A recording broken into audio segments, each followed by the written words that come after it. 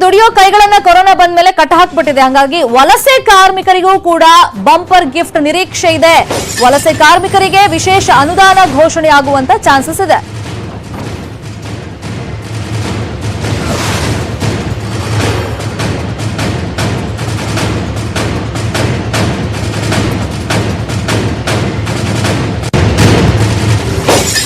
ವಲಸೆ ಕಾರ್ಮಿಕರಿಗೂ ಕೂಡ bumper gift ನಿರೀಕ್ಷೆ ಇದೆ.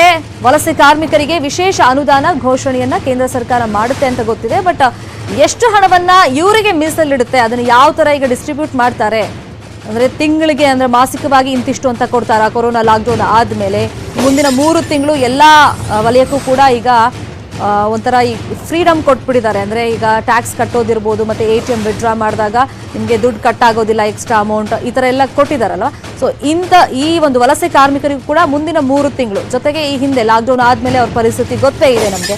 ಸೊ ಹಾಗಾಗಿ ಯಾವ ತರ ಆರ್ಥಿಕ ನೆರವಾಗಿ ಕೇಂದ್ರ ಸರ್ಕಾರ ನಿಲ್ಲುತ್ತೆ ಅನ್ನೋದನ್ನ ನೋಡಬೇಕು. ನರೇಗಾ ಕಾಮಗಾರಿಗಳಿಗೆ ವಿಶೇಷ ಆದ್ಯತೆ ನೀಡುವಂತ ಸಾಧ್ಯತೆ ಇದೆ. ಗ್ರಾಮೀಣ ಉದ್ಯೋಗ ಖಾತ್ರಿ ಯೋಜನೆ ಕೂಲಿ ಏರಿಕೆ ಮಾಡುವಂತ ನಿರೀಕ್ಷೆ ಇದೆ. ಇವೆಲ್ಲವೂ ಕೂಡ ಸಾಧ್ಯತೆಗಳು. ನರೇಗಾ ಕೆಲಸದ ಗರಿಷ್ಠ ದಿನಗಳ ಅವಧಿಯನ್ನ ಏರಿಕೆ ಮಾಡುವಂತ ಸಾಧ್ಯತೆ ಇದೆ. ವಲಸೆ ಕಾರ್ಮಿಕರು ಪಾಪ ಒಂದು ಕೆಲಸ ಸಿಗುತ್ತೆ ಅಂತಂದ್ರೆ ಎಲ್ಲಿಂದ ಎಲ್ಲಿಗೆ ಬೇಕಾದ್ರೂ ಹೋಗ್ತಾರೆ. ದುಡಿಯೋ ಕೈಗಳವು, ನಮಗೊಂದಿಷ್ಟು ಹಣ ಸಿಕ್ಕರೆ ನಮ್ಮ ಕುಟುಂಬಕ್ಕದ ಆಗುತ್ತೆ, ನಮಗೆ ಆಸರೆ ಆಗುತ್ತೆ ಅಂತ ಅವರು ಪ್ರಯಾಣವನ್ನ ಬೆಳೆಸಿ ದುಡಿತಾರೆ. ಸೊ ಇವಾಗ ಕೊರೋನಾ ಬಂದ ಮೇಲೆ ಕಷ್ಟದ ದಿನಗಳನ್ನ ಎದುರಿಸ್ತಾ ಇದ್ದಾರೆ. ಈಗ ಯಾರು ಊಟ ಕೊಡ್ತಾರೆ, ತಿಂಡಿ ಕೊಡ್ತಾರೆ, ದಾನಿಗಳ ಮೇಲೆ ಡಿಪೆಂಡ್ ಆಗಿದ್ರು ಒಂದಿಷ್ಟು ಜನ ಈಗ ತಮ್ಮ ಊರುಗಳಿಗೆ ತೆರಳುತ್ತಾ ಇದ್ದಾರೆ. ಕೈಯಲ್ಲಿ ದುಡ್ಡಿಲ್ಲ. ಹಾಗಾಗಿ ವಲಸೆ ಕಾರ್ಮಿಕರಿಗೆ ಯಾವ ತರ ಬಂಪರ್ ಗಿಫ್ಟ್ ಸಿಗುತ್ತೆ, ಕೇಂದ್ರ ಸರ್ಕಾರ ಕೊಡುತ್ತೆ ಅನ್ನೋದು ನೋಡಬೇಕು. ವಲಸೆ ಕಾರ್ಮಿಕರಿಗೆ ವಿಶೇಷ ಅನುದಾನದ ಪ್ಯಾಕೇಜ್ ಘೋಷಣೆ ಮಾಡುವಂತ ಸಾಧ್ಯತೆ ಇದೆ. ಅಂದ್ರೆ ಈಗ 20 ಲಕ್ಷ ಕೋಟಿ ಪ್ಯಾಕೇಜ್ ಅನೌನ್ಸ್ ಆಗಿದೆ ಅಧಿಕೃತವಾಗಿ. ಅದರಲ್ಲಿ ಎಷ್ಟು ಹಣವನ್ನ ಈ ಪರ್ಟಿಕ್ಯುಲರ್ ವರ್ಗಕ್ಕೆ ಅಂದ್ರೆ ವಲಸೆ ಕಾರ್ಮಿಕರಿಗೆ ಮೀಸಲಾಗಿ ಕೇಂದ್ರ ಸರ್ಕಾರ ಇಡುತ್ತೆ ಅಂತ ಇವಾಗಿರೋದು ಕುತೂಹಲ. ವಿವಿಧ ಬ್ಯಾಂಕ್ಗಳ ಮೂಲಕ ಬಡ್ಡಿ ರಹಿತ ಸಾಲ ಕೊಡುವಂತ ಸಾಧ್ಯತೆ ಇದೆ. ಬೀದಿ ಬದಿ ವ್ಯಾಪಾರಿಗಳು, ಸೊ ಅವ್ರಿಗೂ ಕೂಡ ಸಂಕಷ್ಟದ ಕಾಲ ಇದು. ಅವರಿಗೆ ಯಾವ ತರ ಆರ್ಥಿಕವಾಗಿ ಸರ್ಕಾರ ನಿಲ್ಲುತ್ತೆ, ಸಹಾಯ ಮಾಡುತ್ತೆ ಅನ್ನೋದನ್ನ ನೋಡಬೇಕು. ಉದ್ಯೋಗ ಖಾತ್ರಿ ಯೋಜನೆ ನರೇಗಾ ಕೆಲಸದ ಗರಿಷ್ಠ ದಿನಗಳ ಅವಧಿಯನ್ನ ಏರಿಕೆ ಮಾಡುವಂತ ಸಾಧ್ಯತೆ ಇದೆ. ನರೇಗಾ ಕಾಮಗಾರಿಗಳಿಗೆ ಅಂತಾನೆ ಒಂದು ವಿಶೇಷ ಆದ್ಯತೆಯನ್ನ ಕೊಟ್ಟು ಪ್ಯಾಕೇಜ್ ಅಂದ್ರೆ ಹಣವನ್ನ ಮೀಸಲಿಡುತ್ತೆ ಸರ್ಕಾರ ಅಂತ ಈಗ ನಿರೀಕ್ಷೆಗಳು ಇರೋದು. ಮತ್ತೆ ಕೂಲಿ ಏರಿಕೆ ಮಾಡುವಂತ ಸಾಧ್ಯತೆಗಳು ಕೂಡ ಇದೆ ಅನ್ನೋ ವಿಚಾರ ನಮಗೆ ಗೊತ್ತಾಗ್ತಾ ಇದೆ. ಬಟ್ ಅಧಿಕೃತವಾಗಿ ಕೇಂದ್ರ ಸರ್ಕಾರ ಈ ಬಗ್ಗೆ ಮಾಹಿತಿ ಕೊಡಬೇಕಾಗಿದೆ. ಇವತ್ತು ಅನ್ನದಾತರಿಗೆ ಮತ್ತೆ ವಲಸೆ ಕಾರ್ಮಿಕರಿಗೆ ಯಾವ ತರ ಬಂಪರ್ ಗಿಫ್ಟ್ ಅನ್ನ ಆರ್ಥಿಕವಾಗಿ ಸಹಾಯ ಮಾಡುತ್ತೆ ಕೇಂದ್ರ ಸರ್ಕಾರ ಅನ್ನೋದನ್ನ ನೋಡಬೇಕಾಗುತ್ತೆ.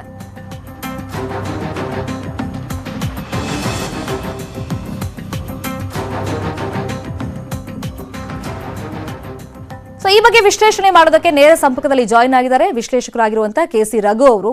ರಘುವರೇ, ಈ ಒಂದು ನಮಗೆ ಎಕ್ಸ್ಪ್ಲನೇಷನ್ ಕೊಡ್ಲಿ, ಆಮೇಲೆ ನಾವು ಈ ಬಗ್ಗೆ ಮಾತಾಡೋಣ ಅಂತ ನಿನ್ನೆ ನೀವು ಹೇಳಿದ್ರಿ. ನಿನ್ನೆ ವಿತ್ತ ಸಚಿವೆ ನಿರ್ಮಲಾ ಸೀತಾರಾಮನ್ ಅವರು ಒಂದು ವರ್ಗಕ್ಕೆ ಅಂದ್ರೆ ನಾವು ರಿಯಲ್ ಎಸ್ಟೇಟ್ ನೋಡಿದ್ವಿ, ಆಮೇಲೆ ಈ ಕೈಗಾರಿಕೆ ಮಾಡ್ತಾರಲ್ಲ ಅಂತವ್ರು ನೋಡಿದ್ವಿ, ಸಣ್ಣ ಕೈಗಾರಿಕೆ, ಮಧ್ಯಮ ಕೈಗಾರಿಕೆ, ಅವ್ರಿಗೆಲ್ಲ ಅಫ್ಕೋರ್ಸ್ ಸ್ವಲ್ಪ ಸ್ಯಾಟಿಸ್ಫೈ ಆಗಿದೆ ಅನ್ನೋ ಮಾತುಗಳು, ಚರ್ಚೆಗಳು ನಡೀತಾ ಇದೆ. ಸೊ ಇವತ್ತಿನ ನಿರೀಕ್ಷೆ ಮಾತಾಡೋಕ್ಕೂ ಮುಂಚೆ ನಿನ್ನೆ ಎಕ್ಸ್ಪ್ಲನೇಷನ್ ಕೊಟ್ರಲ್ಲ, ಅದ್ರ ಬಗ್ಗೆ ನಿಮ್ಮ ವಿಶ್ಲೇಷಣೆ. ನಿನ್ನೆ ಏನು ಅಂತ ಹೇಳಿದ್ರೆ, ನೇರವಾಗಿ ಯಾವುದೇ ಹಣವನ್ನ ಜನರ ಜೇಬಿಗೆ ಹಾಕ್ತಕ್ಕಂತ ಕೆಲಸ ನಿನ್ನೆ ಆಗಿಲ್ಲ. ನಿನ್ನೆ ಏನಾಗಿರ್ತಕ್ಕಂಥದ್ದು, ಸುಮಾರು 20 ಲಕ್ಷ ಕೋಟಿಯ ಟೋಟಲ್ ಪ್ಯಾಕೇಜ್ ನಲ್ಲಿ ನಿನ್ನೆ 6 ಲಕ್ಷ ಕೋಟಿಯ ವಿವರಣೆಯನ್ನ ಕೊಟ್ಟಿರ್ತಕ್ಕಂಥದ್ದು. ಆ 6 ಲಕ್ಷ ಕೋಟಿಯಲ್ಲಿ ಹೆಚ್ಚಿನದು ನಿಮಗೆ ಬ್ಯಾಂಕ್ ಸಾಲ ಕೊಡಿಸ್ತೀವಿ, ನಾವು ನಿಮಗೆ ಗ್ಯಾರಂಟಿ ನಿಲ್ತೀವಿ ಅಂತಕ್ಕಂಥದ್ದು, ಮತ್ತು ಇಂಡೈರೆಕ್ಟ್ ಆಗಿ ಈಗ ಡಿಸ್ಕಾಮ್ಗೆ 90,000 ಕೋಟಿ ಇರತಕ್ಕಂಥದ್ದು ಇರ್ಬೋದು, NBFC ಇರ್ಬೋದು, ಅಥವಾ ಈ ಹೌಸಿಂಗ್ ಫೈನಾನ್ಸ್ ಕಂಪನಿಗಳಿಗಿರ್ಬೋದು. ಹೆಚ್ಚಿನ ನಿನ್ನೆ ಫೋಕಸ್ ಇದ್ದಿದ್ದು ಸಣ್ಣ ಕೈಗಾರಿಕೆಗಳು, ಗುಡಿ ಕೈಗಾರಿಕೆಗಳಿಗೆ ಫೋಕಸ್ ಇದ್ದಿದ್ದು.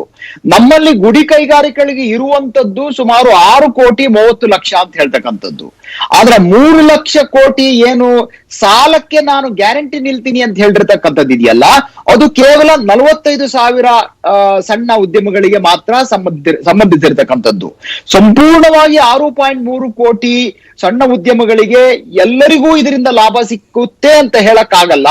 ಕಾರಣ 50,000 ಕೋಟಿ ಸರ್ಕಾರ ಏನ್ ಹೇಳ್ತಿದೆ, 50,000 ಕೋಟಿಯಷ್ಟು ಬಂಡವಾಳವನ್ನ ನಾವು ಹೂಡ್ತೀವಿ ಅಂತ.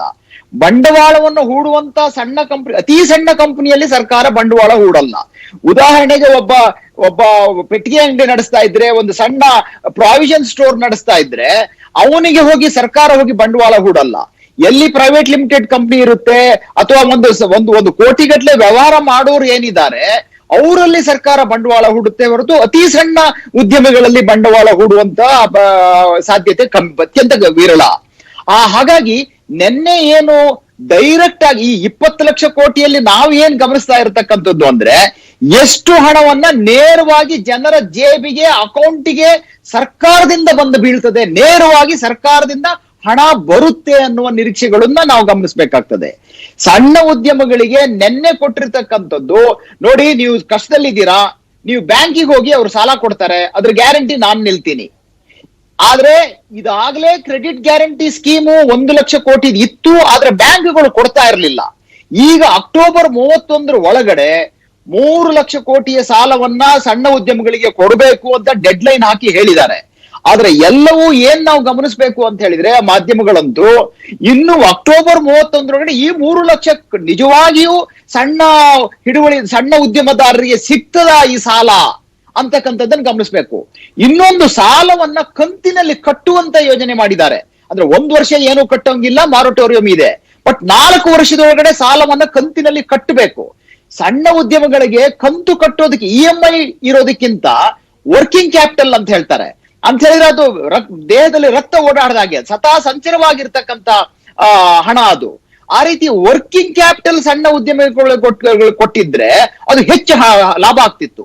ಒಟ್ಟಿನಲ್ಲಿ ಮೊದಲ ಹಂತದಲ್ಲಿ ಏನ್ ಗಮನಿಸಬಹುದು ಅಂತ ಹೇಳಿದ್ರೆ ಈ ಎಂಟೈರ್ 20 ಲಕ್ಷ ಕೋಟಿ ನೇರವಾಗಿ ಏನು ಹೆಚ್ಚಾಗಿ ಸರ್ಕಾರ ಜನರ ಜೇಬಿಗೆ ಕೊಡುವಂತದ್ದಲ್ಲ, ಇಂಡೈರೆಕ್ಟ್ ಆಗಿ ಬ್ಯಾಂಕ್ಗಳನ್ನ ಉತ್ತೇಜಿಸಿ ನೋಡಿ ಸಾಲ ಕೊಡಿ, ನೋಡಿ ಅಲ್ಲಿ ಬಂಡವಾಳ ಹೂಡಿ, ಈ ರೀತಿಯಾಗಿ ಬ್ಯಾಂಕ್ಗಳನ್ನ ಬೇರೆ ರೀತಿಯ ವ್ಯವಸ್ಥೆಯನ್ನು ಆರ್ ಬಿ ಐ ಮತ್ತು ಬ್ಯಾಂಕ್ ಇವುಗಳ ಮೂಲಕ ಸಾಲ ಕೊಡಿಸ್ತೀವಿ, ಇಂಡೈರೆಕ್ಟ್ ಆಗಿ ನಿಮ್ಗೆ ಹೆಲ್ಪ್ ಮಾಡ್ತೀವಿ ಅಂತದ್ದು ಹೆಚ್ಚಿನ ಮಟ್ಟದಲ್ಲಿ 20 ಲಕ್ಷ ಕೋಟಿಯಲ್ಲಿ ಒಳಗೊಂಡಿದೆ. ಎಕ್ಸಾಕ್ಟ್ಲಿ. ನಿನ್ನೆ ಅಂದ್ರೆ ಈ ಎಕ್ಸ್ಪ್ಲನೇಷನ್ ಕೊಡೋಕ್ಕೂ ಮುಂಚೆ ನಾವು ಮಾತಾಡ್ತಿದ್ದಾಗ ನಾನೊಂದು ವಿಚಾರ ಪ್ರಸ್ತಾಪ ಮಾಡಿದೆ, ಅಂದ್ರೆ ಸಿಂಪ್ಲಿಫೈ ಮಾಡಿದಷ್ಟು ಜನರಿಗೆ ಅದು ರೀಚ್ ಆಗೋದು ಬೇಗ ಅಂತ. ಬಟ್ ಇವಾಗ ಬ್ಯಾಂಕ್ ಇಂದ ಸಾಲ ತಗೊಳ್ಬಹುದು, ಅದಕ್ಕೆ ಡೆಡ್ ಲೈನ್ ಎಲ್ಲ ಕೊಟ್ಟಿದ್ದಾರೆ, ಕೇಂದ್ರ ಸರ್ಕಾರನೇ ಗ್ಯಾರಂಟಿ ಅಡಮಾನ ಏನು ಬೇಕಾಗಿಲ್ಲ ಸಾಲ ಪಡ್ಕೊಳ್ಳೋರ್ದು ಅಂತ ಹೇಳಿದೆ. ಬಟ್ ಬ್ಯಾಂಕ್ ಗಳನ್ನ ಅದನ್ನು ಫಾಲೋ ಮಾಡ್ತಾವ? ನಾರ್ಮಲ್ ಡೇಸ್ ಅಲ್ಲೇ ಸಣ್ಣದೊಂದು ಕೈಗಾರಿಕೆ ಮಾಡ್ತೀನಿ ಲೋನ್ ಕೊಡಿ ಅಂತಂದ್ರೆ ಒಂದಿಷ್ಟು ಡಾಕ್ಯುಮೆಂಟ್ಸ್ ಕೇಳ್ತಾ ಇದ್ರು. ಬಟ್ ಈ ಹಂತದಲ್ಲಿ ಅದು ಸಾಧ್ಯ ಇದೆಯಾ? ಬ್ಯಾಂಕ್ ಗಳು ಒಪ್ಕೊಳ್ತಾವ ಅಂತ? ಇದು ನಿಜವಾದ ಪ್ರಶ್ನೆ. ಯಾಕಂದ್ರೆ ನೋಡಿ, CGTMSE ಅಂತ ಹೇಳಿ ಇದಾಗ್ಲೇ ಒಂದು ಸ್ಕೀಮ್ ಇತ್ತು ಅಂತ ಹೇಳಿದ್ರೆ central guarantee trust for MSME ಅಂತ. ಅಲ್ಲಿ 1 ಲಕ್ಷ ಕೋಟಿಯನ್ನ ನಾವು ಗ್ಯಾರಂಟಿ ಇದೀವಿ ಸಾಲ ಕೊಡಿ ಅಂತ 1 ಲಕ್ಷ ಕೋಟಿಯನ್ನ ಹೋದ ಬಜೆಟ್ ಅಲ್ಲಿ ಇಟ್ಟಿದ್ರು. ಅದರಲ್ಲಿ ಸಾಲ ಕೊಟ್ಟಿದ್ದು 30,000, ಗ್ಯಾರಂಟಿ ಕೊಡ್ತೀನಿ ಅಂದ್ರೂ ಬ್ಯಾಂಕ್ ಕೊಡ್ಲಿಲ್ಲ. ಹಾಗಾಗಿ ಆದ್ರೆ ಈಗ ಬಹಳ ದೊಡ್ಡ ತುರ್ತು ಪರಿಸ್ಥಿತಿ ಇದೆ. ಇಂಥ ಸಂದರ್ಭದಲ್ಲಿ ಸರ್ಕಾರ ಬ್ಯಾಂಕ್ಗಳಿಗೆ ಕೇವಲ ಒಂದು ಗೈಡ್ ಲೈನ್ ಕೊಟ್ಟು ಸುಮ್ಮನೆ ಕೂತ್ರೆ ಆಗಲ್ಲ. ಇದು ಟಾರ್ಗೆಟ್ ಇಟ್ಟು ಮತ್ತೆ ಹೆಚ್ಚು ಏನ್ ಗೊತ್ತಾ, ಈ 3 ಲಕ್ಷ ಕೋಟಿ 6.3 ಕೋಟಿ ಏನು ಸಣ್ಣ ಇದೆಯಲ್ಲ, ಅದರಲ್ಲಿ ಕೇವಲ 45,000ಕ್ಕೆ ಮಾತ್ರ ಹೋದ್ರೆ ಸಾಲದು. ಯಾಕಂದ್ರೆ 45,000 ಸ್ವಲ್ಪ ಗಟ್ಟಿಯಾಗಿರೋರು, ಅವರಲ್ಲೂ ನಿಜವಾಗಿಯೂ ಬಹಳ ಕಷ್ಟದಲ್ಲಿ ಇರೋರು ಇದ್ದಾರೆ ಸಣ್ಣ ಉದ್ಯಮಗಳಲ್ಲಿ. ಅತ್ಯಂತ ಅಂದ್ರೆ ಅವ್ರಿಗೆ ಒಂದು ಕೋಟಿಗಟ್ಟಲೆ ವ್ಯವಹಾರ ಇರಲ್ಲ, ಒಂದು 5 ಲಕ್ಷ 10 ಲಕ್ಷ ಈ ತರ ಇರ್ತದ ಅವ್ರಿಗೆ ವ್ಯವಹಾರ.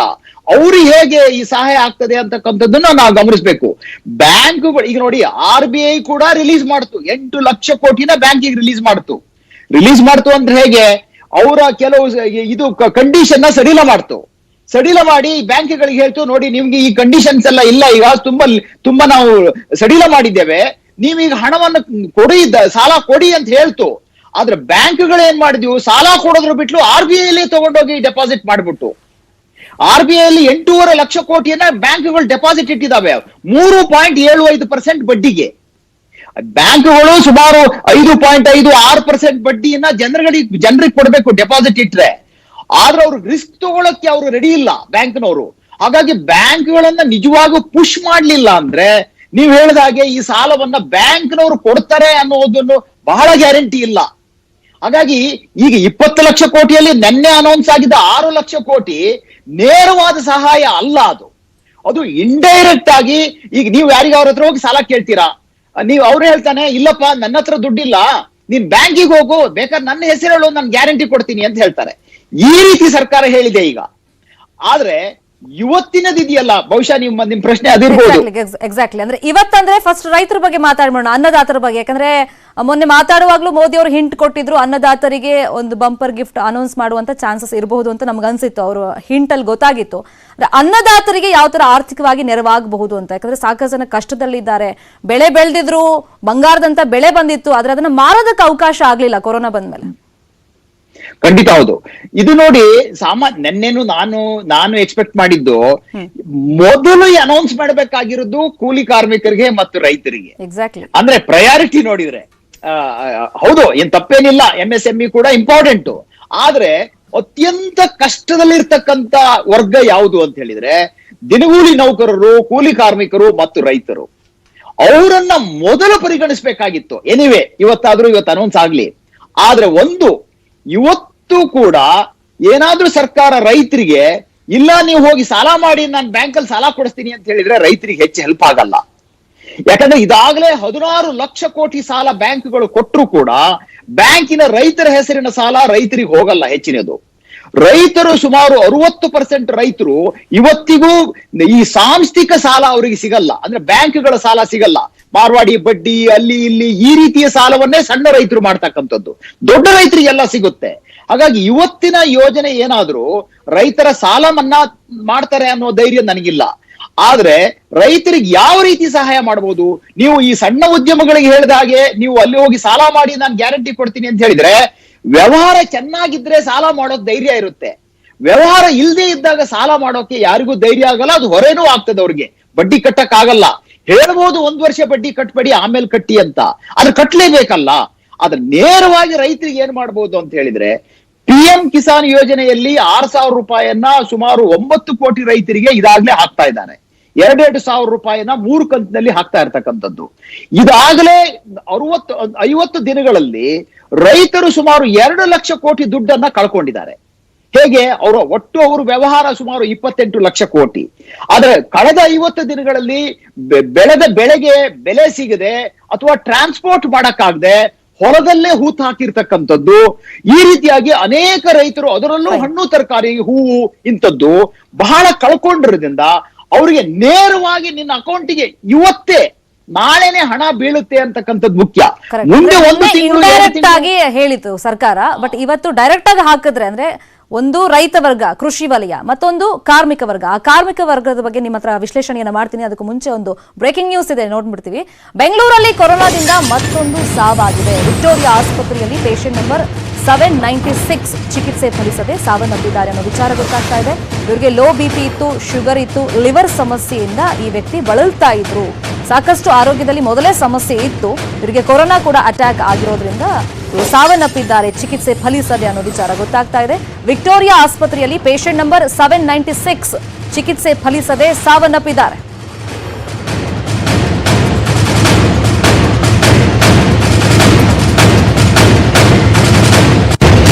ಕೊರೋನಾಗೆ ರಾಜ್ಯದಲ್ಲಿ ಮತ್ತೊಂದು ಸಾವಾಗಿದೆ. ವಿಕ್ಟೋರಿಯಾ ಆಸ್ಪತ್ರೆಯಲ್ಲಿ ಪೇಷಂಟ್ ನಂಬರ್ 796 ಚಿಕಿತ್ಸೆ ಫಲಿಸದೆ ಸಾವನ್ನಪ್ಪಿದ್ದಾರೆ. ಇವರಿಗೆ ಕೊರೋನಾ ಅಷ್ಟೇ ಅಲ್ಲ, ಬೇರೆ ಬೇರೆ ಆರೋಗ್ಯ ಸಮಸ್ಯೆ ಇತ್ತು. ಲೋ BP ಇಂದ ಬಳಲ್ತಾ ಇದ್ರು, ಡಯಾಬಿಟಿಸ್ ಇತ್ತು, ಮತ್ತೆ ಲಿವರ್ ಸಮಸ್ಯೆಯಿಂದ ಈ ವ್ಯಕ್ತಿ ಬಳಲ್ತಾ ಇದ್ರು. ಆಲ್ರೆಡಿ ಸಾಕಷ್ಟು ಕ್ರೋನಿಕ್ ಡಿಸೀಸ್ ಇತ್ತು. ಅದ್ರ ಜೊತೆಗೆ ಕೊರೋನಾ ಕೂಡ ಅಟ್ಯಾಕ್ ಆಗಿರೋದ್ರಿಂದ ಚಿಕಿತ್ಸೆಯಲ್ಲಿ ಇದ್ರು, ಟ್ರೀಟ್ಮೆಂಟ್ ಪಡ್ಕೊಳ್ತಾ ಇದ್ರು. ಆದರೆ ಚಿಕಿತ್ಸೆ ಫಲಿಸದೆ ವಿಕ್ಟೋರಿಯಾ ಆಸ್ಪತ್ರೆಯಲ್ಲಿ ಸಾವನ್ನಪ್ಪಿದ್ದಾರೆ. ರಾಜ್ಯದಲ್ಲಿ ಕೊರೋನಾಗೆ ಅಲ್ಲಿಗೆ ಮತ್ತೊಂದು ಸಾವು ಆಗಿದೆ. ವಿಕ್ಟೋರಿಯಾ ಆಸ್ಪತ್ರೆಯಲ್ಲಿ ಈ ಪೇಷಂಟ್ ಸಾವನ್ನಪ್ಪಿರೋದು.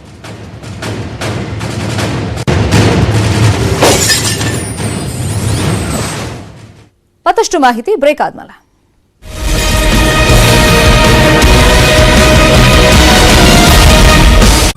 ಏನತ್ತಿಗೆ ಸಂತೋಷವಾಗಿ ಅವಶ್ಯ